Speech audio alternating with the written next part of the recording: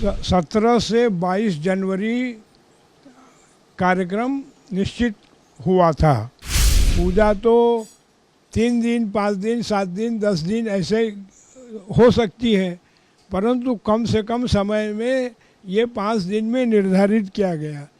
प्रतिष्ठा का कार्य थोड़ा लंबा है अन्य यज्ञों की अपेक्षा, क्योंकि उसमें कई संस्कार हैं और फिर 22 तारीख के शुभ मुहूर्त में मूर्ति को प्रतिष्ठापित कर दिया जाएगा।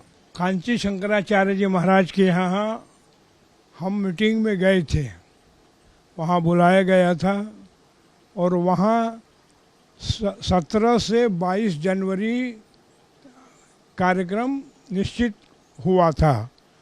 उसी के ऊपर विद्वानों के विचार विमर्श चल रहे हैं। उस मीटिंग में चंपत राय जी, गोविंद देवगिरी जी, गणेश्वर शास्त्री जी, हम अन्य विद्वान भी वहाँ उपस्थित थे। उनके संयोजकत्व में हम भी उपस्थित थे और उन्होंने जो जो प्रश्नकर्ता किए उस कार्य का निश्चित निर्धारित हुआ। पूजा तो 3 दिन, 5 दिन, 7 दिन, 10 दिन ऐसे हो सकती है, परंतु कम से कम समय में ये 5 दिन में निर्धारित किया गया। इसमें भगवान के जो पूजन होते हैं, एक दिन जल में रखा जाता है, जलाधिवास। एक दिन जो है धान्य में अन्न में रखा जाता है, धान्याधिवास। और एक दिन रखा जाएगा शय्याधिवास। और जो अन्य अधिवासन होते हैं उसमें पुष्प में, फलों में, ये सब रखने के विधान शास्त्रों में हैं।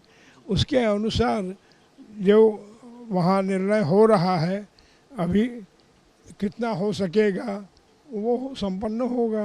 पूजा तो 12-12 घंटे चलेगी, 14 घंटे चलेगी, रात को भी चलेगी, कारण हवन भी होना है, पूजन भी होना है, सब कार्य होने हैं, उतने दिन के अंदर सब करने हैं। इस कारण वो 5 दिन में सारे कार्यों को निर्धारण करने के लिए समय की सीमा नहीं रहेगी। भूमि का निर्णय हो चुका है कि किस जगह यज्ञ मंडप, हवन मंडप बनेगा। वो हवन कुंड मंडप में 9 कुंड बनेंगे और 9 कुंडों में सभी विद्वान लोग बैठ के वहाँ हवन पूजन आदि वहाँ करेंगे। और मंदिर में सब मूर्ति का संस्कार मंदिर में होगा, मंदिर के अंदर।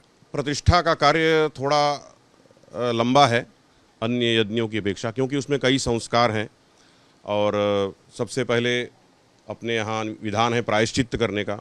अभी कौन यजमान होगा अभी इसकी कोई वहाँ से कोई खबर नहीं है, तो ये उनका निर्णय होगा।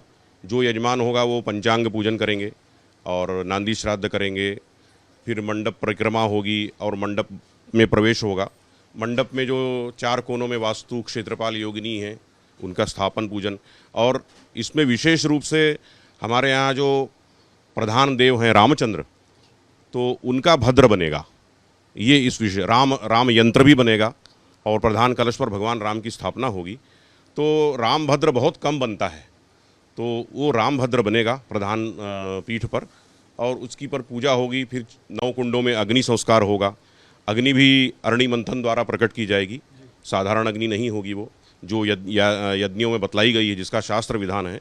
तो उसके बाद फिर हवन इत्यादि होंगे और एक दिन माता सरयू का पूजन होगा, सरयू जी का पूजन होगा। वहाँ से जल लेकर के आएंगे और जो मूर्तियों का स्थापन होना है उसका नगर परिभ्रमण भी होगा।